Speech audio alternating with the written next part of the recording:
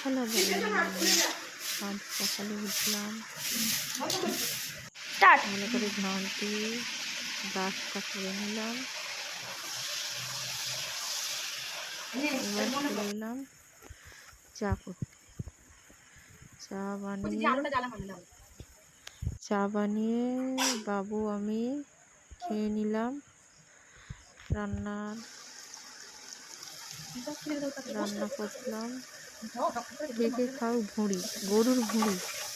তোমরা কি বলো একটু কমেন্টে জানাবে। অনেক কেউ বট বলে এটা।